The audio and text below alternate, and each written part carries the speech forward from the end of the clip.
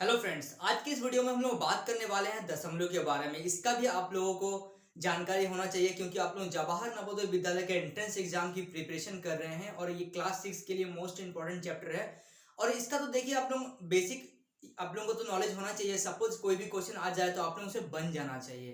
तो video start होने से पहले आप लोग इस वीडियो को लाइक कर दीजिए। तो चलिए इस वीडियो को हम लोग स्टार्ट करते हैं।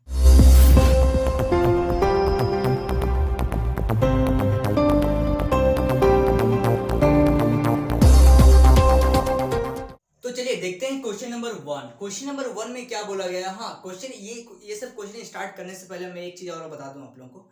देखिए ये सब क्वेश्चन देखने से आप लोगों को अभी नहीं बन रहा होगा, तो इसका मैं आप लोगों को जो बेसिक है वो भी क्लियर कराऊंगा और इसमें कुछ याद करने वाला चीज है, उसको भी आप लोग बहुत ध्यान से देखते हुए चलो। तो देखिए क्वेश्चन नंबर 1 जो है, 7 मिलीमीटर में कितना सेंटीमीटर होता है। ठीक है, तो देखिए यहाँ पे क्या होता है, मैं यहाँ पे जगह इसलिए छोड़ा हूं ताकि आप लोगों को मैं क्लियर कर पाऊं हर एक क्वेश्चन को। देखिए तो यहाँ पे बोला 7 मिलीमीटर में कितना सेंटीमीटर होता है। तो सबसे पहले ये जानिए कि 10 मिलीमीटर बराबर 1 सेंटीमीटर।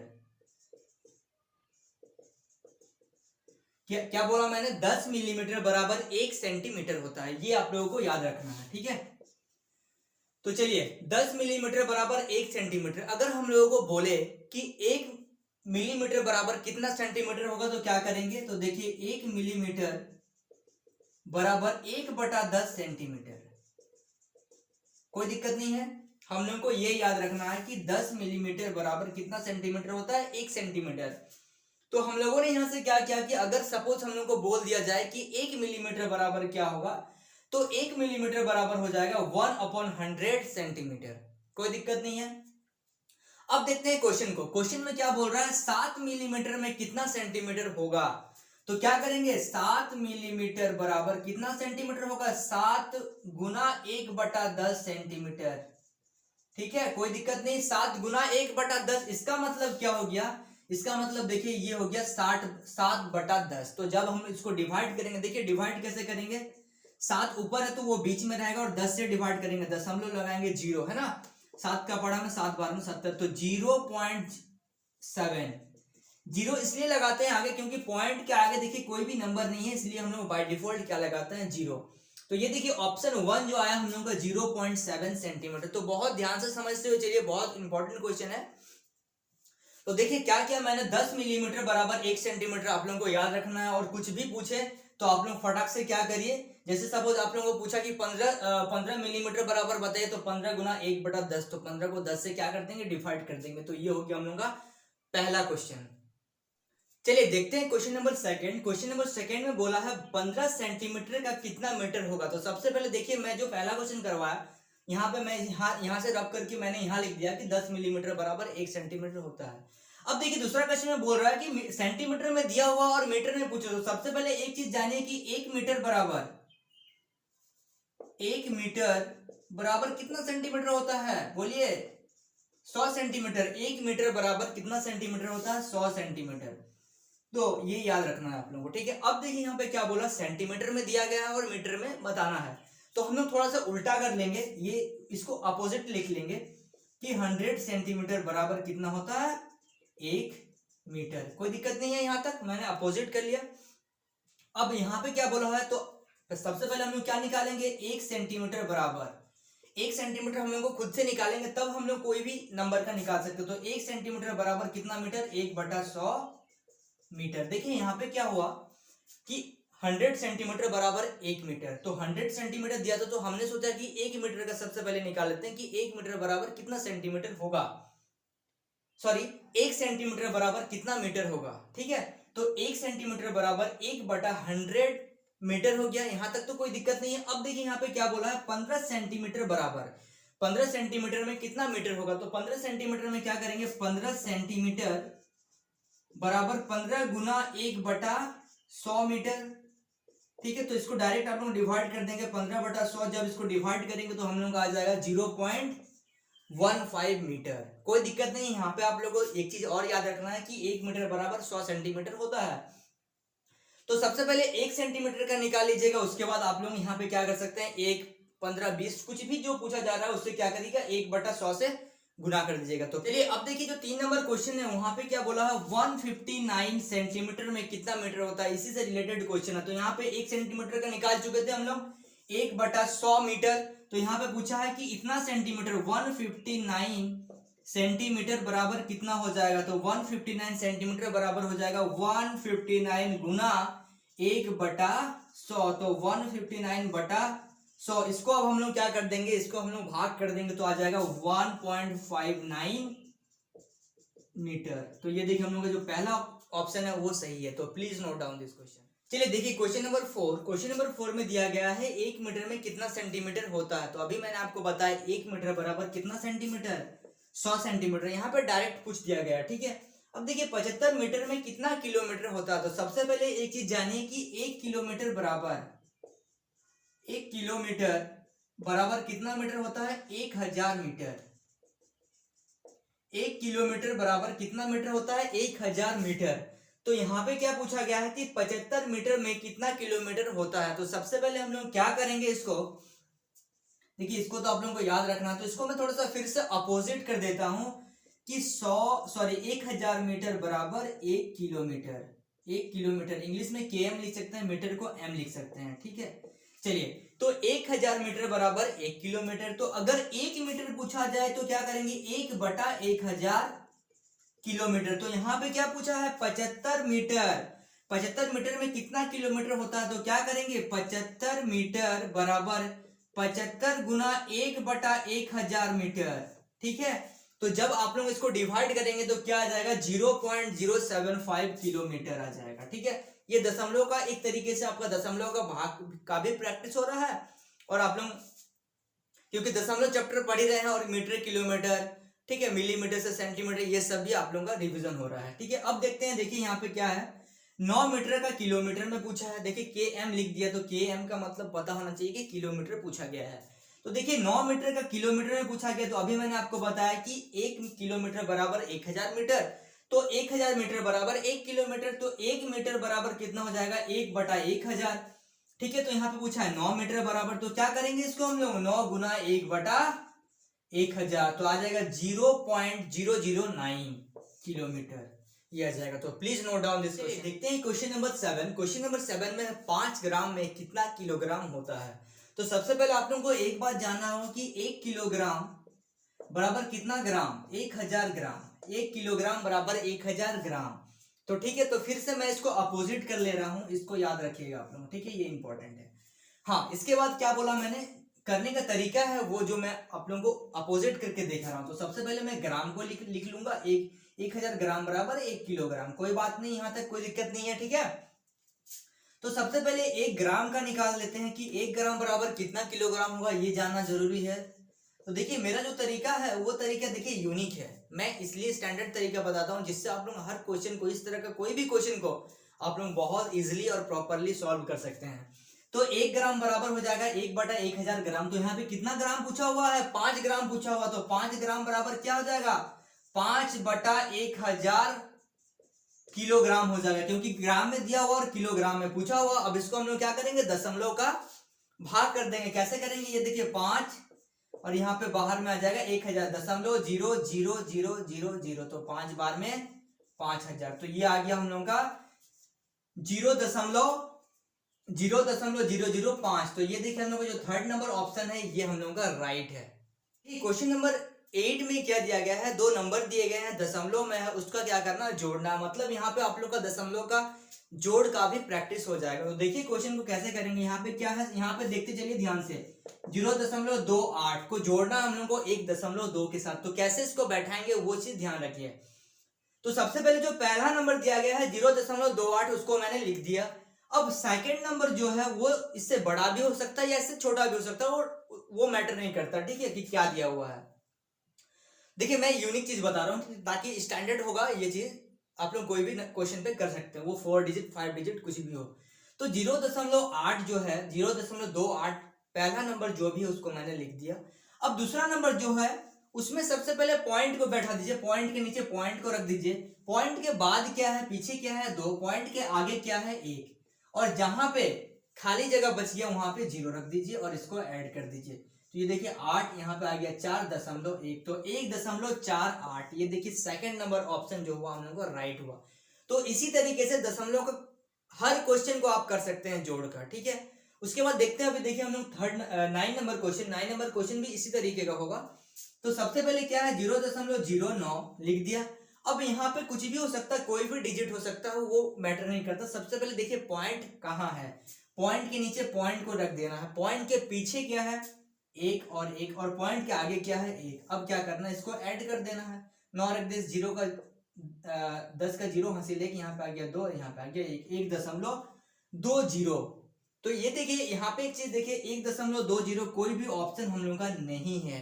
तो क्या करते हैं, देखिए कभी भी पॉइंट के बाद कोई नंबर और उसके बाद कोई भी अगर 0 रहे, पॉइंट के बाद उधर कितना भी 0 आप बैठा क्यों ना दे, वो हम लोग पॉइंट के बाद अगर पीछे 0 है तो उसको हम लोग नेग्लेक्ट कर देते हैं, मतलब उसको हटा देते हैं हम लोग, ठीक है।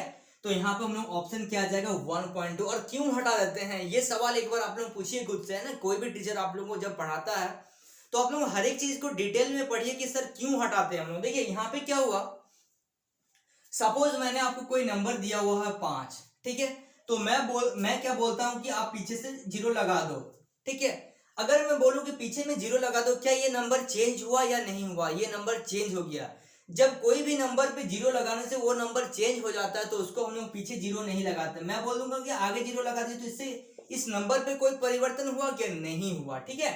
तो यहाँ पे देखिए जब हम लोगों ने यहाँ पे बोला कि जो खाली जगह बच रहा है वहां पे 0 रख देना है हम लोगों को, इसका मतलब क्या हुआ कि इस नंबर पे कोई परिवर्तन नहीं हुआ, कोई कुछ भी चेंज नहीं हुआ। ये 1.2 था तो 1.2 ही है।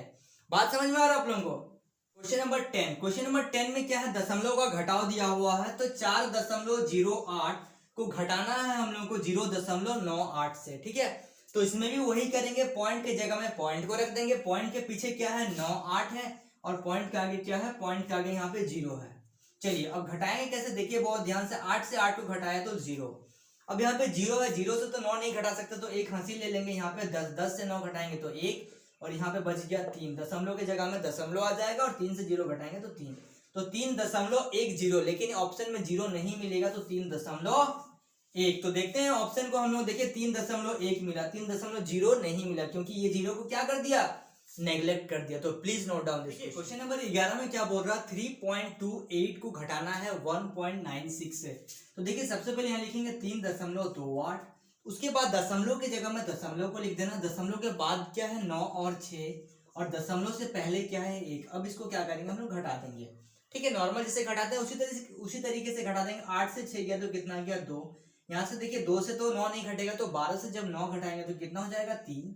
दशमलव की जगह में दशमलव रख देंगे, और यहाँ पे क्या बच गया 2, 2 से 1 घटाएंगे तो 1, तो यहाँ पे आ गया 1.32। ये देखिए 4 नंबर ऑप्शन जो है वो राइट है।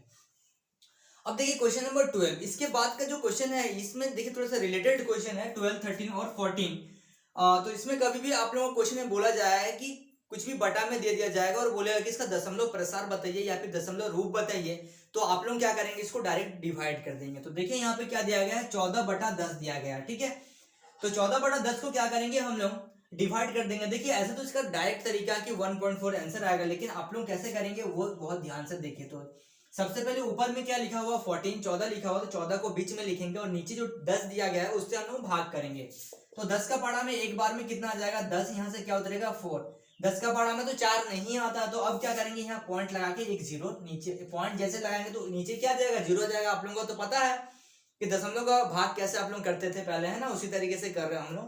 तो 10 का पारा में 40 कितना बार में आएगा, 4 बार में। तो ये देखिए आंसर क्या आ गया, 1.4 इज द राइट आंसर, ठीक है। उसी तरीके से देखिए क्वेश्चन नंबर 13। क्वेश्चन नंबर 13 है 1/5 भिन्न का दशमलव रूप क्या होगा। तो 1/5 को हम लोग देखिए दो तरीका है इस क्वेश्चन को करने का।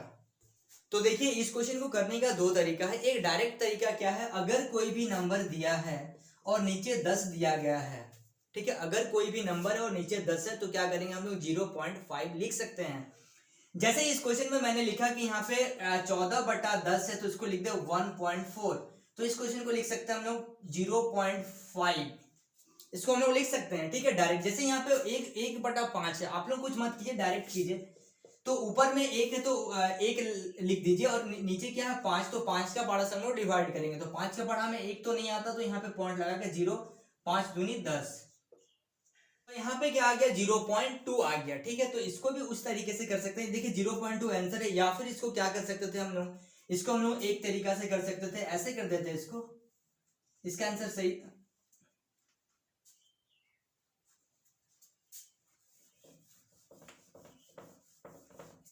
देखिए यहाँ पे करने का दो तरीका था जो मैंने आपको बताया। तो सबसे पहले देखिए हमने जो क्वेश्चन दिया हुआ था उस तरीके से तो मैंने आपको बता चुका हूँ।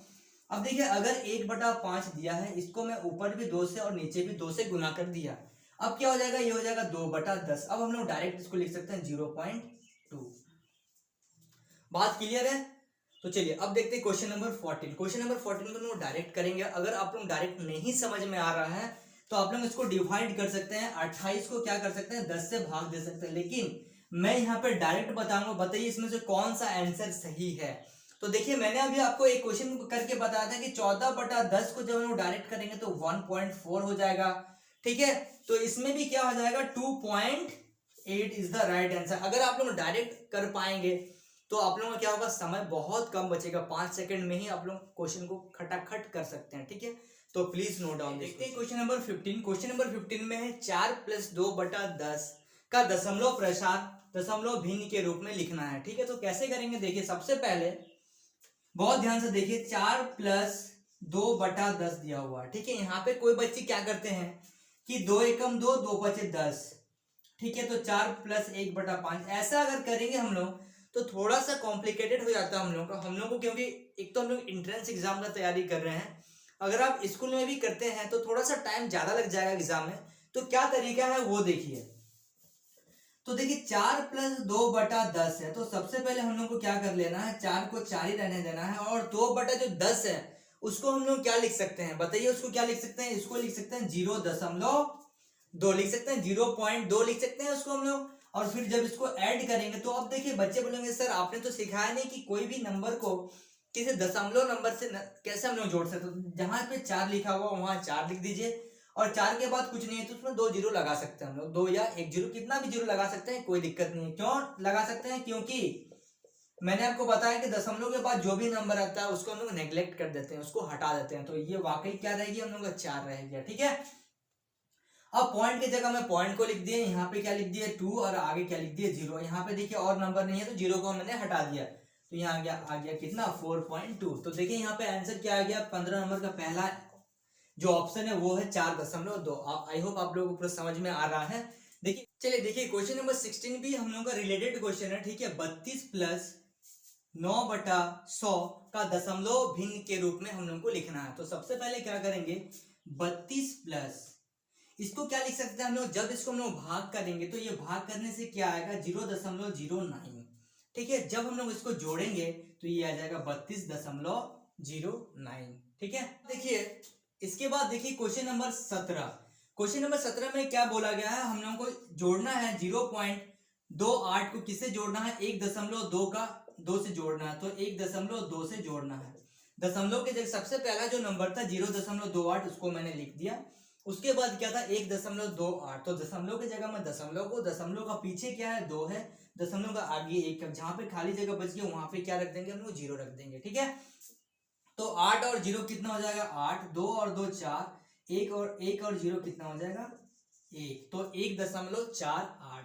तो यहां से देखिए जो ऑप्शन 2 आ रहा है 1.48, ये हम लोग का हो गया राइट आंसर। तो प्लीज नोट डाउन। देखते हैं क्वेश्चन नंबर 18। क्वेश्चन नंबर 18 ये हम लोग का लास्ट क्वेश्चन है। यहाँ पे क्या बोल रहा है, निम्न में से कौन सा आरोही क्रम में है। आरोही क्रम का मतलब क्या होता है, छोटा से बड़ा, इसका मतलब क्या होता है बढ़ते हुए क्रम में, बढ़ते हुए क्रम में हम लोग को जाना है।